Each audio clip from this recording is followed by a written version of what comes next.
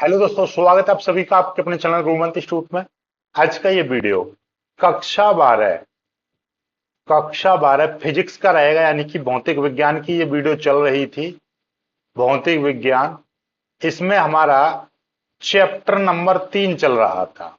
उसी चैप्टर को कंटिन्यू कर रहे हैं। आज मैं आपको वैद्युत प्रतिरोध, फिर आगे विशिष्ट प्रतिरोध, ये देखिएगा मेरे पास में क्या क्या है आज के टॉपिक।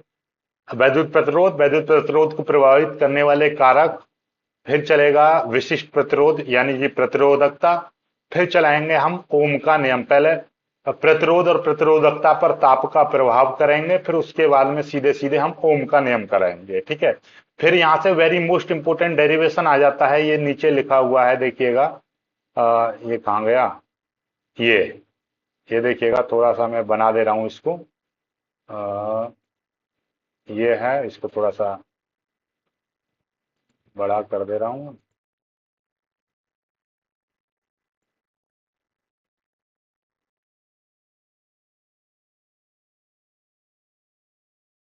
ये है मुक्त इलेक्ट्रॉन के अनुगमन, अर्थात अपवाह वेग के आधार पर ओम के नियम की प्राप्ति।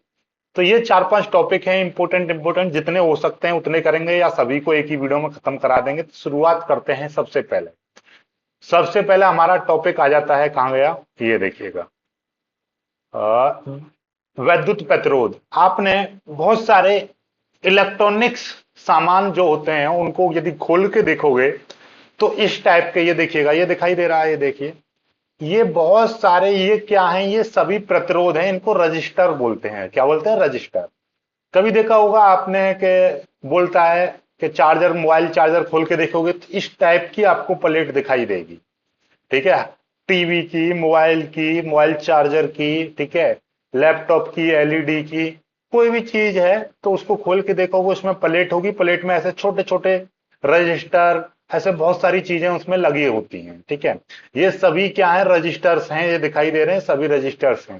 तो इस टाइप के लगे होते हैं। आखिर ये रजिस्टर, यानी इनको इंग्लिश में बोले तो वैद्युत, हिंदी में बोले तो वैद्युत प्रतिरोध, ये आखिर होते क्या है, इनका काम क्या होता है, सारी चीज के बारे में डिस्कस करेंगे, ठीक है।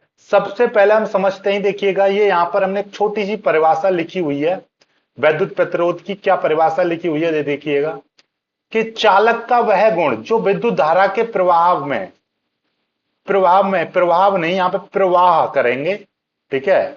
इसको प्रवाह नहीं, प्रवाह, वैद्युत धारा के प्रवाह प्रवाह में रुकावट यानी कि बोले तो अवरोध पैदा करता है।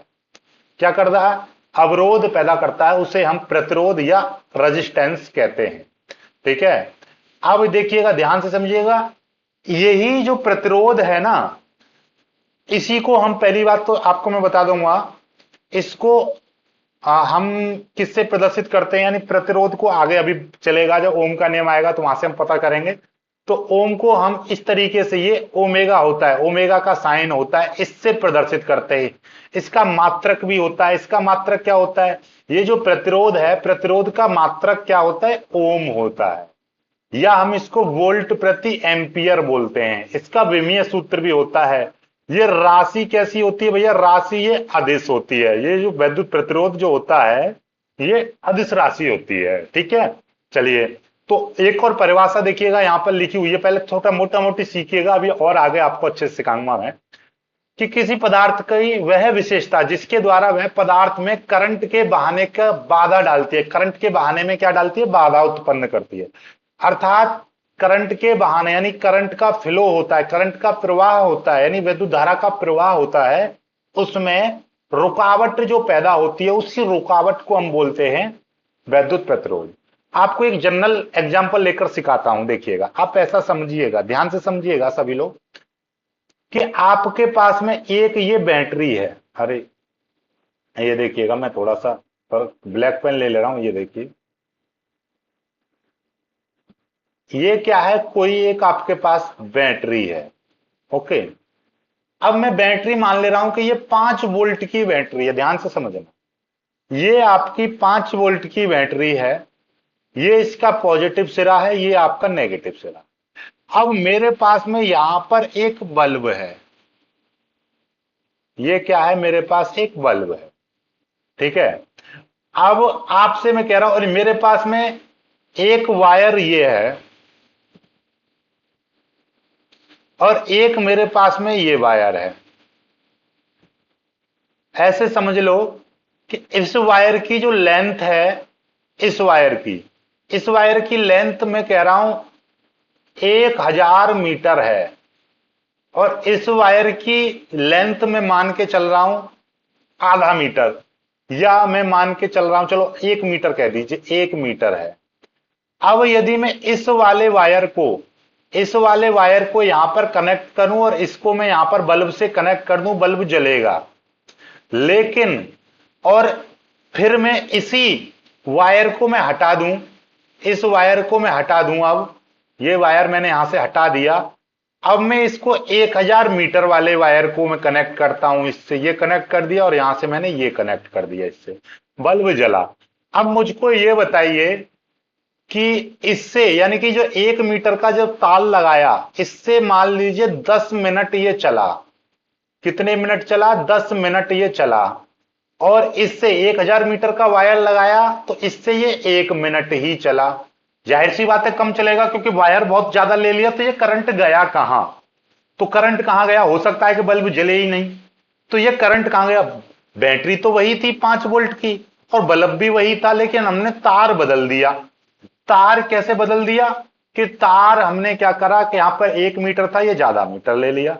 तो ये इसकी लंबाई में, इस तार की जो लंबाई थी, इसने कुछ ना कुछ धारा के मार्ग में अवरोध उत्पन्न कर दिया, जिसके कारण धारा 10 मिनट तक नहीं चली। क्योंकि यहां पर छोटा तार लिया था तो 10 मिनट चला, लेकिन बड़ा तार लिया तो मतलब 1 ही मिनट चला। तो इसका मतलब ये जो करंट है तार के अंदर कहीं ना कहीं रुक गई। तो वो ये रुकावट है, यानी तार की लंबाई ने जो धारा के मार्ग में अवरोध उत्पन्न किया है, वही इस तार का प्रतिरोध कहलाएगा। बात समझ में आ गई होगी अच्छे से? ठीक है। अब हमको ये भी पता चल गया, या सीधे सीधे यहां पे देखो एक और परिभाषा लिख दी, जो आपको एक परिभाषा याद आ जाए। विद्युत धारा के प्रवाह में डाली गई रुकावट को हम क्या कहते हैं? विद्युत प्रतिरोध कहते हैं। इसका मात्रक ओम या वोल्ट प्रति एंपियर होता है। विमा, प्रतिरोध की विमा ml² T⁻³ 1⁻², और ये राशि होती है अधिक अदिश। ठीक है, पता चल गया। एक ओम के नियम से भी एक परिभाषा दी जाती है इसकी, वैद्युत प्रतिरोध की। हम आगे चल के सीखेंगे कि वैद्युत प्रतिरोध का एक सूत्र भी होता है, मैं आपको यहीं पे बता दे रहा हूं क्या होता है। ये देखिएगा, ओम के नियम में ये सारी बातें बताई जाएंगी, लेकिन फिलहाल मैं आपको यहीं पे सिखा दे रहा हूं, थोड़ा सा सीख लो। कि ये मान लीजिए एक चालक है कोई भी, इसमें बहुत सारे इलेक्ट्रॉन्स हैं, इस तरह से ये इलेक्ट्रॉन्स चल रहे हैं। ठीक है, ऐसे हमने इसको क्या है, बैटरी से जोड़ दिया, तो ये इलेक्ट्रॉन इस तरीके से ये चलने लगा। अब बैटरी पर मैंने ये 5 वोल्ट का इसमें क्या लगाया है, बैटरी लगाई है, और इसमें क्या करा, ऐसे धारा इसमें फ्लो होने लगी। तो ये कहता है कि जब किसी चालक, ये कोई चालक है ना, जब किसी चालक के सिरों पर हम बैटरी का वोल्टेज स्थापित करते हैं तो उसमें धारा बहने लगती है। तो इस चालक पर जो लगाया गया विभवांतर और उसमें बहने वाली धारा का जो अनुपात है वो सदैव नियत रहता है। इसी को हम वैद्युत प्रतिरोध बोलते हैं।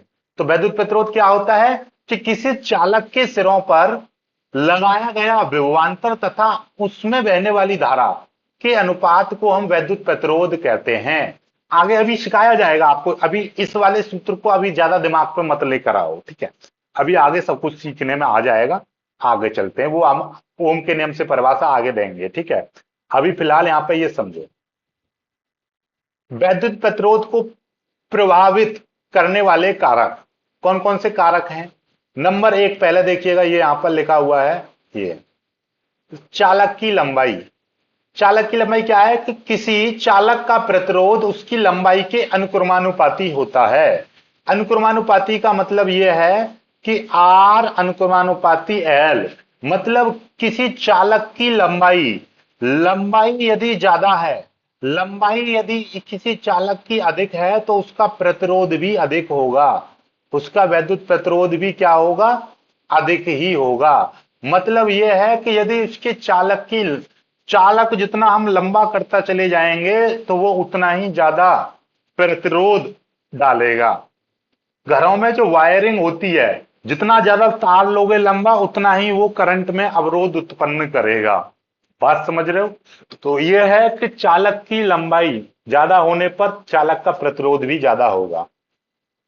तो यहां पर लिख दिया है, देखिएगा एक चीज यहां पर लिखी हुई है। क्या लिखी हुई है कि चालक चालक तार की लंबाई अधिक होने पर प्रतिरोध भी अधिक होता है और तार की लंबाई कम होने पर प्रतिरोध का मान भी कम होता है। बात समझ गए? ठीक है, आपको क्लियरली यहां पर यह चीज मेंशन हो गई। इसको समीकरण 1 मान लेना कि आर अनुकूलनानुपाती एल। यहां से एक और परिभाषा बनेगी आगे चल के। फिलहाल एक चीज समझ में आ गई आपको अच्छे से। चलिएगा आगे देखिएगा, अनुप्रस्थ क्षेत्रफल। देखिए ये क्या है यहां पर कि चालक के अनुप्रस्थ काट के क्षेत्रफल पर चालक यानी कि प्रतिरोध की निर्भरता चल रही थी, तो इस पर अनुप्रस्थ काट का क्षेत्रफल, अनुप्रस्थ का क्षेत्रफल समझ रहे हो? जैसे कि ये कोई चालक है, ये इसका कितना हमने यहां पर काट दिया, यानी कि ये कितना मोटा है, ये इसका क्षेत्रफल कहलाता है, अनुप्रस्थ काट का क्षेत्रफल। एक बार फिर से देखिए, आपको मैं बता दूं, ये मेरे पास मार्क है, यदि मैं इसको ऐसे आरी से काट दूं तो ये कितना मोटा है, तो ये आपका क्या कहलाएगा? उसका अनुप्रस्थ क्षेत्रफल कहलाता है। चलिएगा इसमें क्या है, किसी चालक तार का प्रतिरोध उस तार के अनुप्रस्थ काट के क्षेत्रफल के व्युत्क्रमानुपाती होता है। व्युत्क्रमानुपाती का मतलब यह है कि ये जो प्रतिरोध है ये इसके व्युत्क्रमानुपाती, अनुप्रस्थ क्षेत्रफल के व्युत्क्रमानुपाती होता है। व्युत्क्रमानुपाती और अनुक्रमानुपाती में बस इतना अंतर है, व्युत्क्रमानुपाती में ये 1 में आएगा और अनुक्रमानुपाती में डायरेक्ट आता है, जैसे कि आर अनुक्रमानुपाती एल आया था। ये समीकरण 1 थी, ये समीकरण हमने 2 मान। ठीक है, बात समझ में आई? इसका मतलब क्या होता है?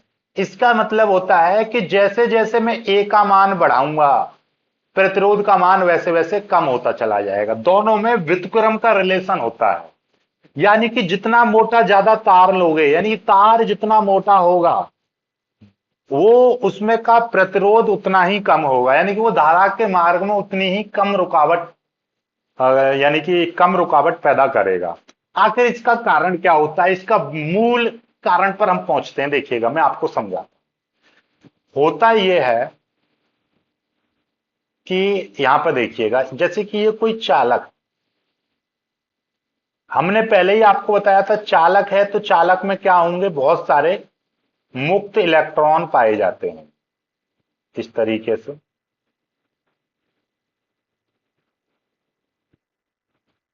इसमें क्या है? ये मुक्त इलेक्ट्रॉन। ठीक है, अब किसी भी चालक में जो धारा बहती है वो मुक्त इलेक्ट्रॉनों के द्वारा ही बहती है, क्योंकि आवेश को एक स्थान से दूसरे स्थान पर ले जाने का काम ये मुक्त इलेक्ट्रॉन ही करते हैं। अर्थात ये मुक्त इलेक्ट्रॉन ही आगे चलते हैं। और ऐसा मत समझना, जब हम इनको ऐसे तार से जोड़ देते हैं तो ये मुक्त इलेक्ट्रॉन क्या करने लगते हैं? गति करने लगते हैं।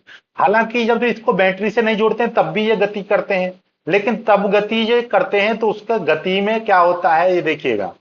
अभी मैंने ये क्या किया, ऐसे, अभी ये मैंने बैटरी से नहीं जोड़े, बैटरी से नहीं जोड़ूंगा तो ये अभी क्या है यहां पर देखिएगा, ये जो मुक्त इलेक्ट्रॉन है कोई इधर भी गति करेगा, कोई इधर भी गति करेगा, कोई ये इधर भी करेगा, यानी कि चारों तरफ गति करते रहेंगे।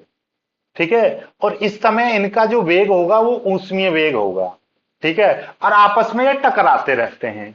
किस चीज से टकराते हैं ये? इसके अंदर, किसी भी चालक के अंदर, धातु चालक है उसके अंदर क्या होते हैं? धनायन भी पाए जाते हैं।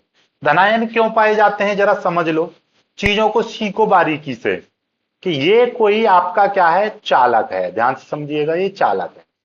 अब चालक में हमने क्या बताई थी? कोई भी पदार्थ है, पदार्थ के अंदर बहुत सारे सूक्ष्म कण होते हैं जिनको हम अणु कहते हैं। अणु के अंदर बहुत सारे परमाणु पाए जाते हैं। परमाणु के अंदर एक भारी भाग होता है जिसे हम नाभिक कहते हैं। तो ऐसे ही इसमें बहुत सारे क्या होंगे? बहुत सारे इसमें परमाणु होंगे, बहुत सारे परमाणु होंगे। और परमाणु में क्या होता है? परमाणु में एक भारी भाग है, उसके चारों तरफ क्या है? इस परमाणु के बाहर क्या होंगे? इस तरीके, यहां पर समझाता हूं मैं आपको। ये मान लीजिए परमाणु है, परमाणु के चारों तरफ कैसी होंगी, बहुत सारी वृत्ताकार कक्षाएं होती है, सॉरी नाभिक, परमाणु के अंदर एक भारी भाग होता है नाभिक, नाभिक के चारों तरफ बहुत सारी कक्षाएं होती हैं, कक्षाओं में इलेक्ट्रॉन घूम रहे होते हैं। अब ये नाभिक में क्या होता है, प्रोटॉन पाया जाता है, प्रोटॉन पॉजिटिव होता है, इलेक्ट्रॉन नेगेटिव होता है। तो ये नाभिक तो पॉजिटिव हुआ और ये बाहर जो इलेक्ट्रॉन है ये नेगेटिव हुआ, नेगेटिव और इसके बीच में पॉजिटिव आकर्षण बल लगेगा, तो इस आकर्षण बल के कारण ये जुड़े रहते हैं। ठीक है, इलेक्ट्रॉन्स नाभिक के साथ आकर्षण बल से जुड़े होते हैं। क्यों जुड़े होते हैं, क्योंकि ये देखिएगा, क्योंकि यहां पर इसमें नाभिक जो होता है वो पॉजिटिव होता है और यहां पर ये जो इलेक्ट्रॉन है ये आपका कैसा रहेगा, इलेक्ट्रॉन जो होता है वो नेगेटिव होता है। नेगेटिव और पॉजिटिव के बीच में आकर्षण बल लगा हुआ है। अब ये नाभिक के पास वाली कक्षा पर ये आकर्षण बल ज्यादा होगा, इससे दूर वाली कक्षा में ये आकर्षण बल कम हो जाएगा, और इससे और दूर वाली कक्षा में चले जाओ तो और कम हो जाएगा, और लगभग बाहर वाली कक्षा में ये बल, ये आकर्षण बल बहुत ना के समान होता है। तो ये जो बाहर जो इलेक्ट्रॉन जो होता है इसको हम आसानी से निकाल लेते हैं, यानी थोड़ा सा गर्म करेंगे तो ये इस परमाणु से बाहर चला जाता है। तो जब कोई किसी परमाणु से कोई इलेक्ट्रॉन जाता है तो उस पर पॉजिटिव चार्ज आता है, तो जैसे ही इससे एक इलेक्ट्रॉन निकल गया, इस परमाणु से एक इलेक्ट्रॉन निकल गया बाहर, तो इस पर क्या आ जाएगा, एक पॉजिटिव चार्ज आ जाएगा। तो ये परमाणु अपने आप में क्या हो जाएगा, पॉजिटिव हो जाएगा, ऐसे ये परमाणु पॉजिटिव हो जाएगा। तो इसमें पॉजिटिव आयन मिलेंगे और यहां पर बाहर क्या हो रहे होंगे, इलेक्ट्रॉन घूम रहे होंगे, गति कर रहे होंगे। ऊष्मीय वेग के कारण ये अनियमित गति करते हैं, ये आपस में इन्हीं धनायनों से टकराते हैं। टकराने के बाद इनका वेग, इनकी दिशा लगातार बदलती रहती है।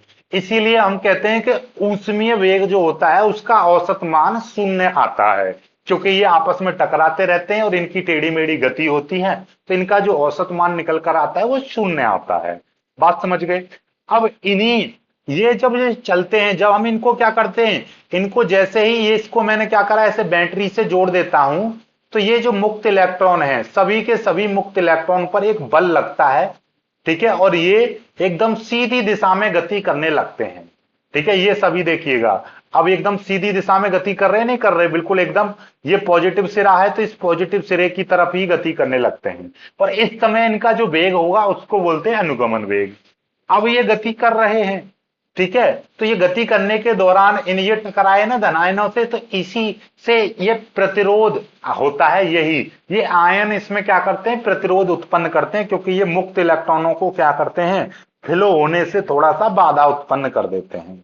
और अभी हमने क्या बताई थी, अनुप्रस्थ काट का क्षेत्रफल जितना ज्यादा होगा, तो मतलब यह है कि तार जितना ज्यादा मोटा होगा उसमें मुक्त इलेक्ट्रॉन की संख्या भी उतनी ही ज्यादा होगी। जब मुक्त इलेक्ट्रॉन की संख्या ज्यादा होगी तो ये आसानी से यहां तक फ्लो कर जाएंगे। जब आसानी से ये यहां से यहां तक फ्लो कर जाएंगे तो मतलब ये है कि जिस चालक में जितने ज्यादा मुक्त इलेक्ट्रॉन होते हैं उसका प्रतिरोध भी उतना ही कम होता है। तो यहां से एक तीसरा चीज ये भी है, यहां पे मैं आपको सिखा दूं कि जो वैद्युत प्रतिरोध है ये मुक्त इलेक्ट्रॉनों की संख्या पर भी निर्भर करता है। जितनी ज्यादा संख्या होती है उसका प्रतिरोध उतना ही कम होता है। ठीक है, बात समझ में आ गई। तो ये वैद्युत, ये जो आपका यहां पर क्या है, ये वैद्युत प्रतिरोध उसके चालक के अनुप्रस्थ क्षेत्रफल के व्युत्क्रमानुपाती होता है।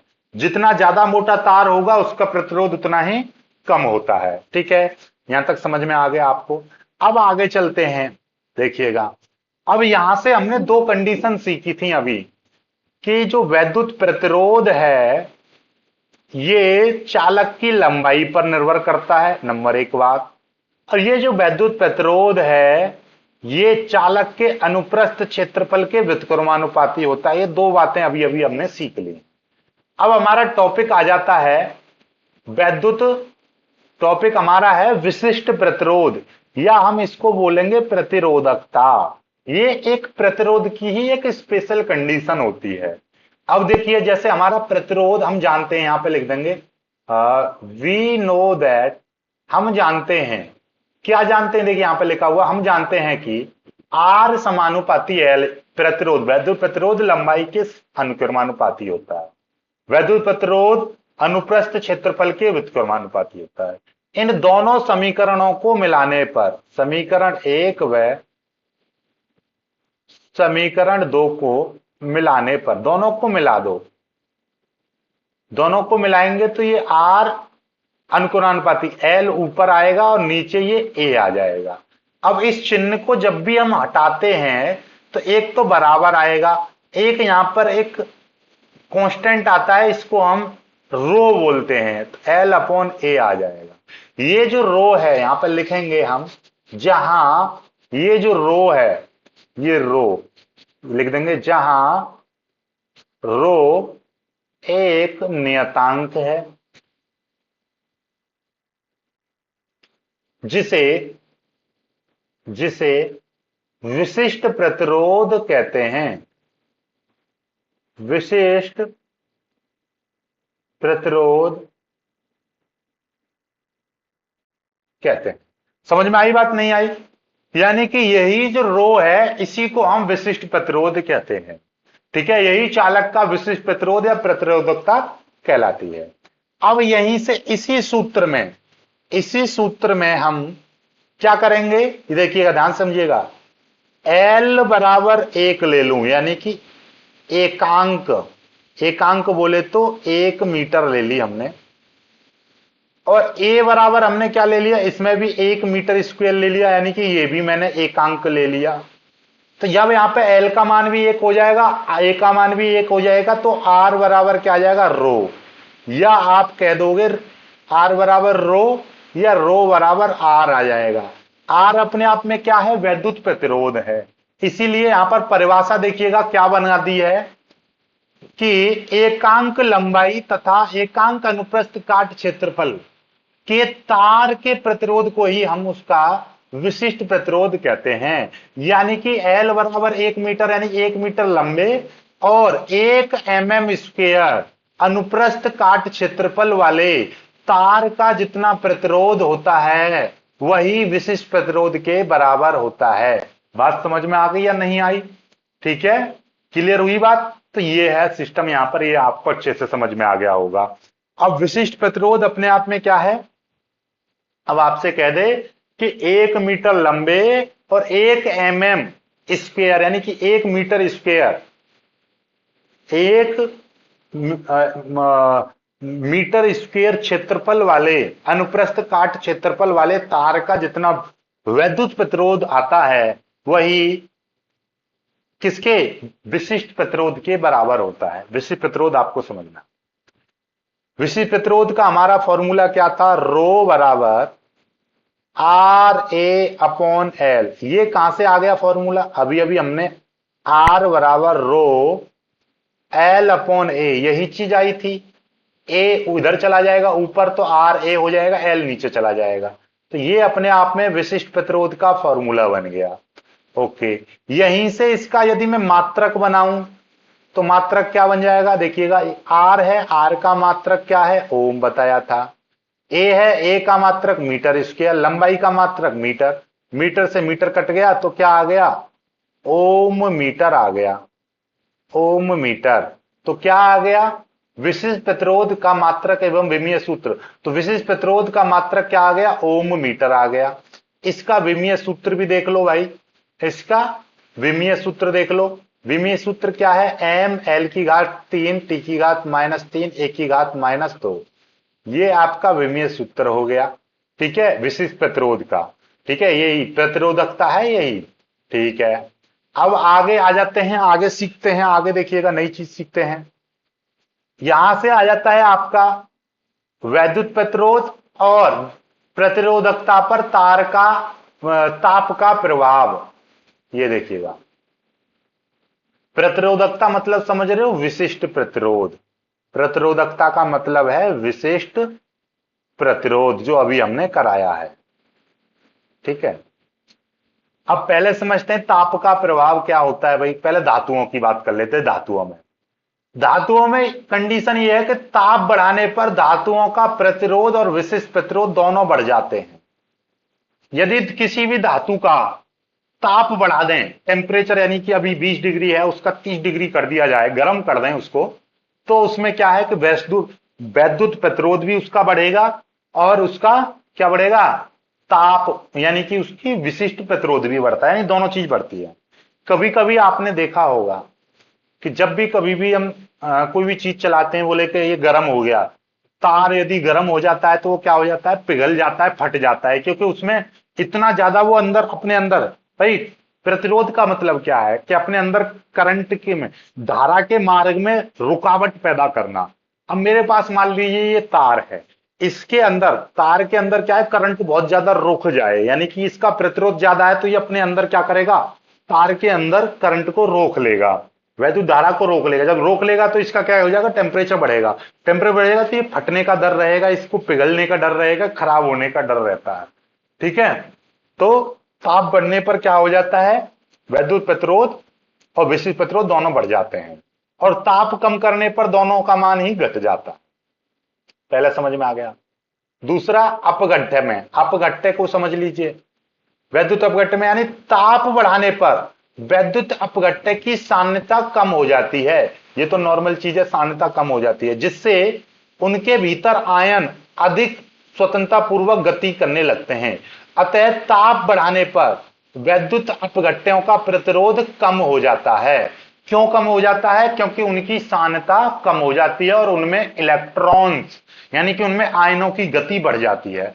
कुल मिलाकर वैद्युत अपघट्य का जैसे जैसे मैं ताप बढ़ाऊंगा तो उसमें आयनों की गति ज्यादा होने लगती है। जब आयनों की गति ज्यादा होती है तो उसमें क्या हो जाता है, वैद्युत प्रतिरोध कम हो जाता है। क्यों कम हो जाता है, क्योंकि भाई वैद्युत प्रतिरोध का मतलब यह है कि वैद्युत धारा, जो धारा बह रही है, धारा किसके कारण बहती है, इलेक्ट्रॉन्स के, मुक्त इलेक्ट्रॉनों के कारण। जब मुक्त इलेक्ट्रॉनों की गति ही ज्यादा हो जाएगी तो उसमें धारा ज्यादा बहेगी, जो धारा ज्यादा बहेगी तो प्रतिरोध अपने आप कम हो जाएगा। ठीक है, जिसमें धारा का मान कम होगा तो उसमें प्रतिरोध समझ लो ज्यादा है। ठीक है, चलिएगा। उनकी चालकता बढ़ जाती है। देखिए, चालकता अपने आप में एक नया शब्द आया, इसको भी सिखाएंगे हम। चालकता ऐसा समझ लीजिएगा आप, जिसका प्रतिरोध ज्यादा उसकी चालकता कम, जिसकी चालकता ज्यादा उसका प्रतिरोध कम। वैद्युत प्रतिरोध के व्युत्क्रम को ही वैद्युत चालकता कहते हैं। यानी कि किसी भी चालक की चालकता ज्यादा है तो उसका मतलब प्रतिरोध उसका कम है। तो ध्यान से समझ लीजिएगा कि प्रतिरोध प्रतिरोध और चालकता एक दूसरे के कैसे रहते हैं, इस तरीके से व्युत्क्रमानुपाती होते हैं। जितना ज्यादा प्रतिरोध होगा उसकी चालकता उतनी ही कम होगी, और किसी चालक की चालकता जितनी ज्यादा होगी उसका वैद्युत प्रतिरोध उतना ही कम होगा। बात समझ में आ गई। ठीक है, आगे देखिएगा। अर्धचालकों में क्या प्रभाव पड़ता है भाई, ताप का। ताप बढ़ाने पर अर्धचालकों का प्रतिरोध और प्रतिरोधकता कम हो जाती है। ताप बढ़ाने पर अर्धचालकों में भी क्या हो जाता है, प्रतिरोध कम हो जाता है। इसी कारण कम ताप पर अर्धचालकों में मुक्त इलेक्ट्रॉन की संख्या कम होती है, और किंतु ताप बढ़ाने पर मुक्त इलेक्ट्रॉन की संख्या बढ़ जाती है, जिससे अर्धचालकों की चालकता भी क्या हो जाती है, जिससे अर्धचालकों की चालकता बढ़ जाती है और प्रतिरोध कम हो जाता है। ताप बढ़ाने पर अर्धचालकों का प्रतिरोध कम हो जाता है। ठीक है, और इसका मतलब यह है कि अर्धचालकों का प्रतिरोध ताप गुणांक कैसा होता है, ऋणात्मक रहता है। इस चीज को अलग रखिएगा, इसको मैं बाद में सिखाऊंगा। फिलहाल आप ऐसा समझ लीजिएगा कि अर्धचालकों में जैसे जैसे ताप बढ़ेगा उनका प्रतिरोध उतना ही कम होता चला जाता है। ठीक है, तो अर्धचालकों में ताप बढ़ाने पर प्रतिरोध कम होता जाता है। बात ठीक है, समझ में आ गई बात। स्क्रीनशॉट लेते रहो सारी चीजों का। अब देखिएगा, ये आ गया। अभी अभी हमने यहां पर देखिएगा दो चीजें हैं, ये विशिष्ट चालकता है, यहां पर पहले चालकता समझिए। वैद्युत चालकता, वैद्युत चालकता क्या है, वैद्युत प्रतिरोध के व्युत्क्रम को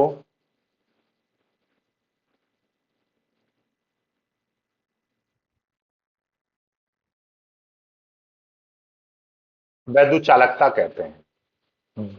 और इसका जो मात्रक है, इसका फॉर्मूला क्या बन जाएगा, सी बराबर, इसकी चालकता बराबर सी कंडक्टिविटी 1/r, मात्रक इसका हो जाएगा ओम इनवर्स, ओम इनवर्स।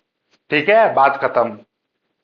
ठीक, एक दूसरे के व्युत्क्रमानुपाती होते। ऐसे ही यहां पर एक इसकी भी परिभाषा ऐसी बन जाएगी, विशिष्ट चालकता है तो किसी पदार्थ के विशिष्ट प्रतिरोध के व्युत्क्रम को, विशिष्ट प्रतिरोध के व्युत्क्रम को विशिष्ट चालकता। यहां पर देखिए, वैद्युत चालकता है तो वैद्युत प्रतिरोध के व्युत्क्रम को वैद्युत चालकता, ऐसे ही विशिष्ट प्रतिरोध के व्युत्क्रम को विशिष्ट चालकता कहते हैं।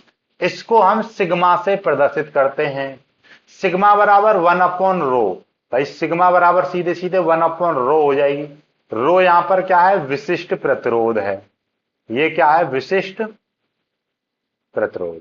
चलिएगा, विशिष्ट प्रतिरोध, विशिष्ट चालकता का मात्रक क्या होता है, विशिष्ट चालकता का मात्रक देखिएगा, इसको बोलते हैं महोमीटर, या हम इसका मात्रक देखिएगा, मैं बता दूं आपको, पता है रो का मात्रक क्या होता है, ओम मीटर, ओम मीटर। तो इसलिए सिग्मा का मात्रक क्या हो जाएगा, ओम इनवर्स मीटर इनवर्स, यही होता है महो, इसको बोलते हैं। ठीक है ना, महो मीटर। ठीक है, बात समझ में आई या नहीं आई? इस तरीके से हम इसको करते हैं, महो मीटर करना, महो प्रति मीटर नहीं, महो मीटर। ठीक, ये हो गया।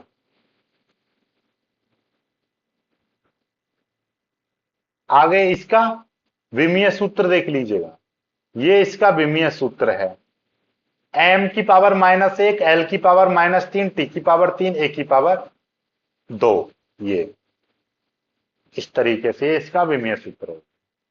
अभी यहां तक आपको दिक्कत आई हो तो बताओ। ठीक है, इसको मैं थोड़ा सा महोमीटर कर लेना।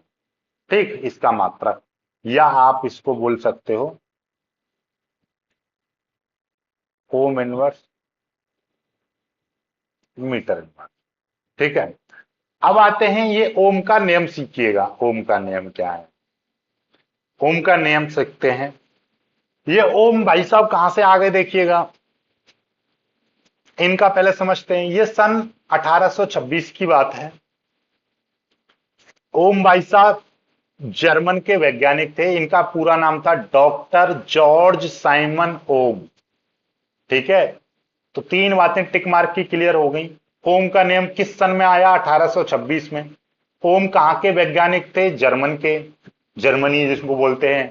ओम का पूरा नाम क्या है, डॉक्टर जॉर्ज साइमन ओम ने, इन्होंने क्या बताया था, इन्होंने बताया किसी चालक के सिरों पर लगाए गए विभवांतर तथा उसमें प्रवाहित होने वाली विद्युत धारा के संबंध में एक नियम दिया।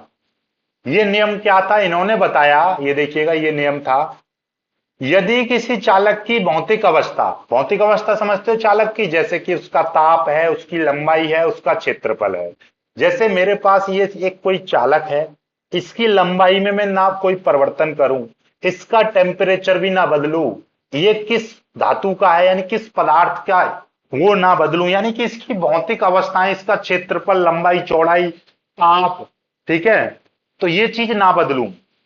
तो देखिए लिख रही है, यदि किसी चालक की भौतिक अवस्था जैसे कि ताप, लंबाई, क्षेत्रफल आदि ना बदलें तो उसके सिरों पर लगाया गया विभवांतर उसमें प्रवाहित धारा के समानुपाती होता है। ये नियम दिया उन्होंने, किसने दिया था, ये ओम ने, कि भैया किसी कोई हमारे पास चालक है, ऐसे समझिएगा, मैं यहां पर सिखाऊं आपको कि ये कोई हमारे पास चालक है, ठीक है, इसमें ये बहुत सारे इलेक्ट्रॉन्स हैं, इसको मैंने क्या कर दिया, एक बैटरी से इस चालक पर मैंने क्या करा, V वोल्ट की विभवांतर लगाया, तो इसमें ये इलेक्ट्रॉन इस तरीके से गति करने लग गए। इलेक्ट्रॉन जैसे ही गति करें, इलेक्ट्रॉन गति करने का मतलब समझ लो कि इसमें क्या हो गया, धारा प्रवाहित होने लग गई। तो अब इसमें कितनी धारा बहेगी, जितना ज्यादा, इसमें ज्यादा बड़ी बैटरी लगाएंगे तो इसमें ज्यादा धारा बहेगी, इसमें छोटी बैटरी लगाएंगे तो कम धारा बहेगी। तो इसका मतलब, जैसे घरों में भी देख लो, आपको कूलर, फ्रिज, पंखा सब इन्वर्टर से चलाना है तो उसके लिए दो दो तीन तीन बैटरा लगाने पड़ेंगे। और एक बैटरा है, गांव में लाइट चली जा रही है लगातार, तो क्या होता है, 1 घंटे, 2 घंटे, 3 घंटे या एक दिन में ही बीत जाता है। ज्यादा बड़ा बैटरा है तो 2-2 3-3 दिन चलता है, बड़ी बैटरी है तो और ज्यादा दिन चलेगा। तो मतलब जितना ज्यादा वोल्टेज उतनी ही उससे धारा हम प्राप्त कर सकते हैं। तो कुल मिलाकर यही उन्होंने नियम बताया कि किसी चालक के सिरों पर हमने मान लीजिए वी विभवांतर लगाया और उससे उसमें आई धारा प्रवाहित हुई, तो ये जो विभवांतर है वी उस धारा के अनुक्रमानुपाती होता है। अब इस चिन्ह को हम हटाते हैं, इन्होंने यही तो बताया है कि यदि किसी चालक की भौतिक अवस्थाएं ना बदलें तो चालक के सिरों पर लगाया गया विभवांतर उसमें धारा के अनुक्रमानुपाती होता है। ये जितना ज्यादा बड़ी बैटरी लगाएंगे उसमें उतनी ही धारा बहेगी, बात खत्म। ठीक है, तो किसी चालक में जितना ज्यादा विभवांतर उतनी ही धारा, या उसमें जितना धारा उसका उतना ही ज्यादा विभवांतर। इस चिन्ह को जब भी हम हटाते हैं तो यहां पर एक नियतांक बराबर आएगा और एक यहां पर नियतांक आता है जिसे हम बोलते हैं आर। यहां पे लिखेंगे जहां आर एक नियतांक है जिसे जिसे चालक का जिसे चालक का वैद्युत प्रतिरोध कहते हैं, जिसे चालक का वैद्युत प्रतिरोध कहते हैं, इसी को कहते हैं भाई वैद्युत प्रतिरोध, ये जो आर है। तो यहीं से आर का फॉर्मूला बन जाएगा, आर बराबर क्या हो जाएगा, वी अपॉन आई। बन गया ना, बन गया आर बराबर। तो यही इसी देखिएगा, तो यहां से ये आ गया। तो इस देखो लिख दिया है जिसे जिसे मतलब कि ये आर, आर ये नियतांक था, इसी आर को हम क्या बोलते हैं, आर एक नियतांक है जिसे चालक का वैद्युत प्रतिरोध यानी इलेक्ट्रिक रेजिस्टेंस कहते हैं। ठीक है, प्रतिरोध का मात्रक क्या होता है, ये ओम हमने बताया था या वोल्ट मीटर। ठीक है, इस चीज को ये मात्रक वगैरह हमने बता दिया है, इस चीज को मैं आगे कराऊंगा, इस चीज को अभी भूल जाओ। ठीक है, चलिएगा आगे करते हैं।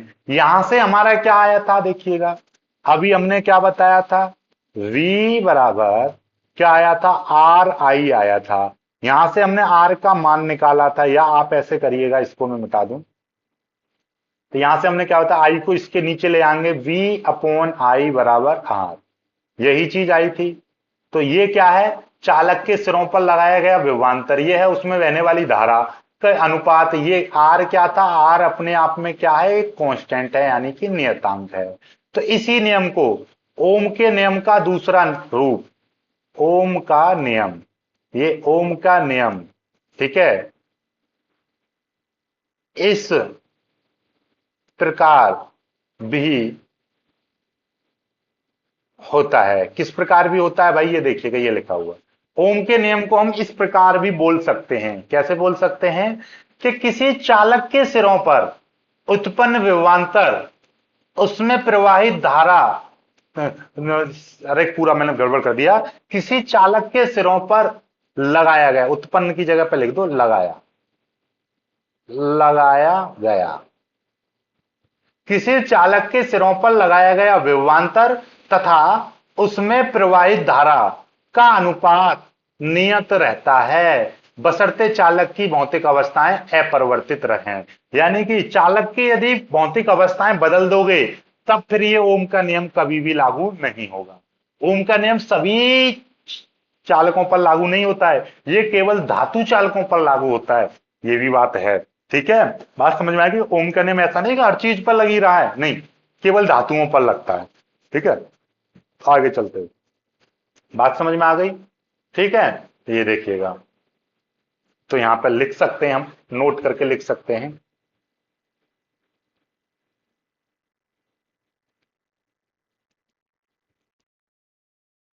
ओम का नियम, ओम का नियम केवल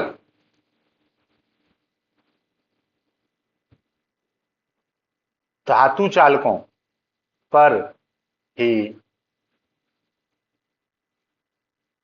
मान्य है।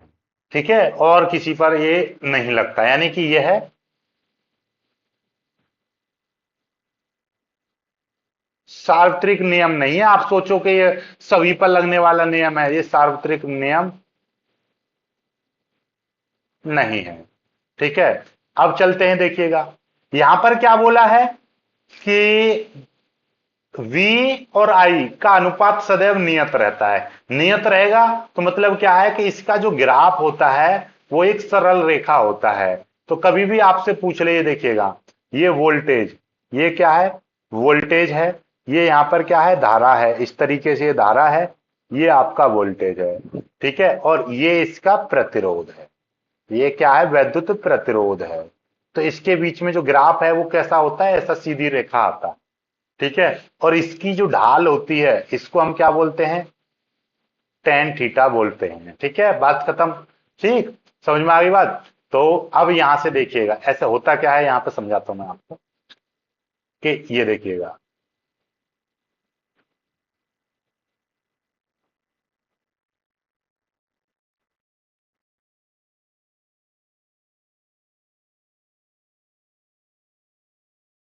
यहां पे मैं कह रहा हूं आपका 10, ये है 20, ये है 30, और ये है 40, ये है 50, और ये है 100, और यहां पे मैं कह दे रहा हूं 5 या 10, 15, 20, 25, और ये है यहाँ पर 30।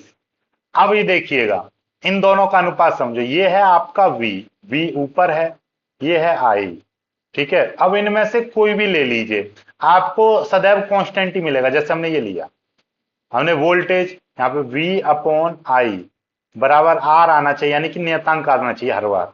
यहाँ पे V मैंने क्या लिया, 10 लिया, तो V के साथ में I क्या लेना पड़ेगा, 5, तो यहाँ पे 10/5 कर लो, तब भी 2 आएगा। अब V मैंने 20 लिया, V 20 लूंगा, तो यहां पर क्या है, धारा मेरे को 10 लेनी पड़ेगी, 20/10 करोगे तब भी 2 आएगा। अब धारा मैंने 30 ली इस तरीके से, तो यहां पे क्या आएगा, 15 आएगा। तो 30/15 लेंगे तब भी ये 2 ही आएगा। अब धारा मैंने 40 ली, तो इसलिए यहां पर कितना आ गया, 20।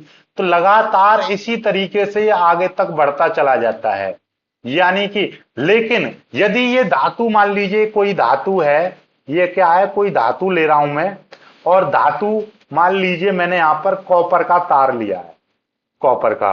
अब यदि मैं कह रहा हूं पहली बार यहां पे मैंने कॉपर का, ये तो लिया मैंने कॉपर के लिए, दूसरा मैं मान लीजिए लोहे के लिए लूंगा, तो तब ये सीधी रेखा नहीं मिलेगी, फिर बदल जाएगी। यानी कि तार की ना तो लंबाई बदलो, ना तार का पदार्थ बदलो कि कॉपर से आप लोहा वगैरह कर दो, नहीं, ना उसका क्षेत्रफल, मोटाई, चौड़ाई, कुछ भी मत बदलो। तब देखोगे तो हर बार, यानी हर बार क्या आएगा, नियतांक आएगा, यानी हर बार प्रतिरोध का मान बराबर आएगा। धारा, जितना वोल्टेज बढ़ा दोगे उसी से उसकी धारा भी उतनी ही ज्यादा बढ़ जाएगी। और वैसे भी आपको देखिए यहां पर ही दिखाई दे रहा है, अभी मैंने क्या बताया था, ये देखिएगा भाई, जितनी ज्यादा बैटरी लेंगे तो धारा अपने आप बढ़ जाएगी, बढ़ेगी नहीं बढ़ेगी भाई। ये यहां पर धारा किसके कारण बह रही है, इसी बैटरी के कारण बह रही है। तो बैटरी ज्यादा, तो यहां पर क्या है, धारा ज्यादा, बात खत्म। अब ये ओम का नियम आपको अच्छे से समझ में आ गया, ठीक है। ओम के नियम की यहां से देखिएगा, ओम ग्राफ आ गया। अभी हमने यहां पे क्या किया था, V अपॉन आई बराबर R, R यानी कि R बराबर क्या, V अपॉन आई। V मतलब क्या है, वोल्टेज, यानी कि विभवांतर जिसका मात्रक है वोल्ट। आई क्या है, मतलब है धारा, यानी कि एम्पियर, एम्पियर, ठीक है। और ये आर क्या है, इसी को हम क्या बोलते हैं, ओम बोलते हैं। इसीलिए वैद्युत प्रतिरोध का जो मात्रक था उसको ओम या वोल्ट प्रति एम्पियर बोलते हैं। तो अब आती है 1 ओम की परिभाषा, ठीक है, इसको मैं थोड़ा सा डार्क कर दे रहा हूं,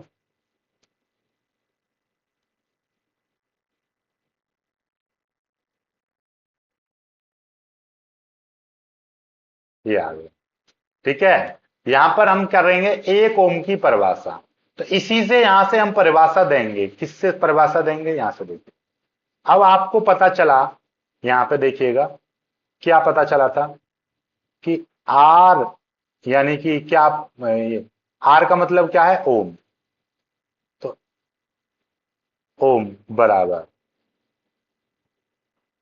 वोल्ट प्रति मीटर आया। यहां पर मैं 1 कर दूं, ये 1 कर दूं, और ये 1 कर दूं, तो यहां से परिभाषा क्या बनेगी कि किसी चालक के सिरों पर, सॉरी, ये 1 मीटर नहीं, 1 एम्पियर, नीचे धारा था ना,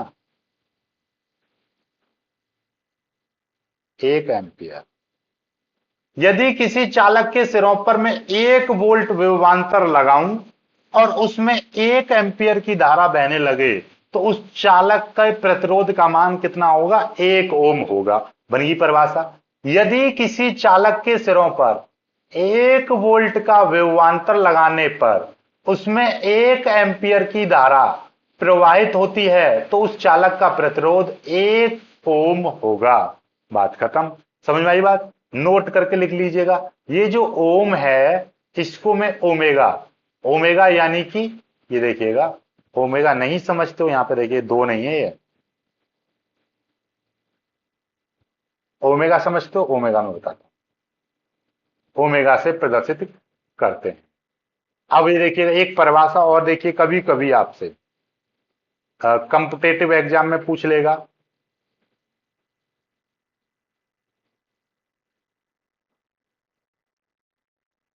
ये देखिएगा, ये है अंतरराष्ट्रीय ओम, इंटरनेशनल ओम। क्या होता है कि 1 वर्ग मीटर अनुप्रस्थ काट क्षेत्रफल वाले 10.63 सेंटीमीटर लंबे शुद्ध पारे के स्तंभ का प्रतिरोध जिसका द्रव्यमान, इसको अलग भूल जाओ, ठीक है, शुद्ध पारे के प्रतिरोध को ही हम क्या कहते हैं? अंतरराष्ट्रीय ओम कहते हैं या अंतरराष्ट्रीय ओम कहलाता है। ध्यान रखिएगा, शुद्ध पारा मतलब जिसका 0 डिग्री पर 14.4521 ग्राम वजन हो, ठीक है ना, उसका द्रव्यमान कितना हो? 0 डिग्री सेंटीग्रेड पर, उसको बोलते हैं शुद्ध पारा। तो मतलब यह है कि 1 वर्ग मीटर यानी कि 1 mm² अनुप्रस्थ काट क्षेत्रफल वाले 10.63 सेंटीमीटर लंबे शुद्ध पारे के स्तंभ का प्रतिरोध क्या कहलाता है? अंतरराष्ट्रीय ओम कहलाता है। अब आ जाते हैं वेरी इंपोर्टेंट डेरिवेशन पर। क्या है? मुक्त इलेक्ट्रॉन के अनुगमन, अनुगमन यानी कि अपवाह वेग के आधार ओम के नियम की प्राप्ति। वेरी इंपोर्टेंट डेरिवेशन है, इसको कराएंगे हम कल। आज की थ्योरी कैसी समझ में आई आपको बताइए? बहुत ही अच्छे से आ गई होगी। इसके लिए आपको वैद्युत अनुगमन वेग वाला सूत्र जरूर याद कर लीजिएगा। वैद्युत धारा और अनुगमन वेग में संबंध, और धारा घनत्व और अनुगमन वेग में संबंध जरूर कर लीजिएगा, तभी आपको मजा आएगा इसको पढ़ने में।